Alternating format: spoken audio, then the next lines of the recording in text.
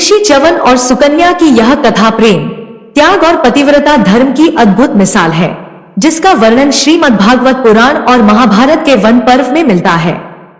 महर्षि भृगु के पुत्र ऋषि च्यवन वर्षों तक एक सरोवर के तट पर कठोर तपस्या में लीन रहे। उनकी तपस्या इतनी गहन थी कि उनका शरीर मिट्टी और दीमक की बाम्बी से पूरी तरह ढक गया। केवल उनकी 2 आंखें ही छोटे छोटे छिद्रों से जुगनुओं की तरह चमकती दिखाई देती थी। एक दिन राजा शर्याती अपनी पुत्री सुकन्या और सैनिकों के साथ उस वन में आए। कौतूहलवश सुकन्या ने उन चमकती आंखों को कोई विचित्र कीड़ा समझ लिया और तिनके से चुभो दिया। इससे ऋषि च्यवन अंधे हो गए। ऋषि के तपोबल से उत्पन्न क्रोध का प्रभाव तुरंत दिखाई दिया।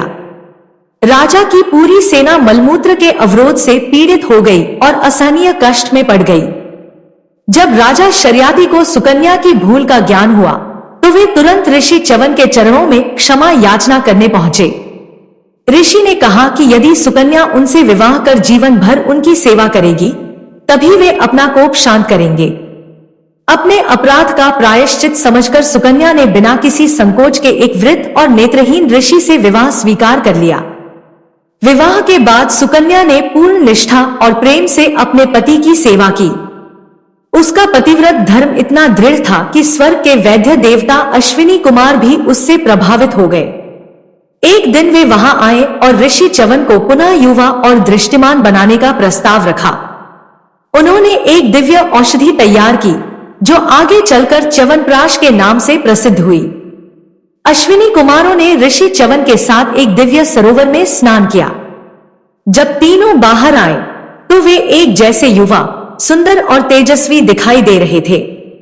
उन्होंने सुकन्या से अपने वास्तविक पति को पहचानने को कहा। सुकन्या ने देवी जगदम्बा का स्मरण किया और अपनी सूक्ष्म बुद्धि से यह पहचान लिया कि जिनके पैर धरती को स्पर्श कर रहे थे और जिनकी पलकें झपक रही थी, वही उसके मानव पति ऋषि च्यवन है, क्योंकि देवताओं की पलकें नहीं झपकती।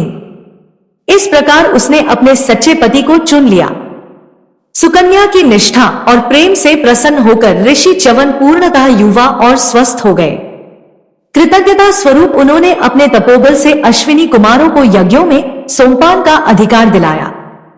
यद्यपि इंद्र ने इसका विरोध किया, परंतु ऋषि च्यवन के तेज और तप के आगे उन्हें झुकना पड़ा।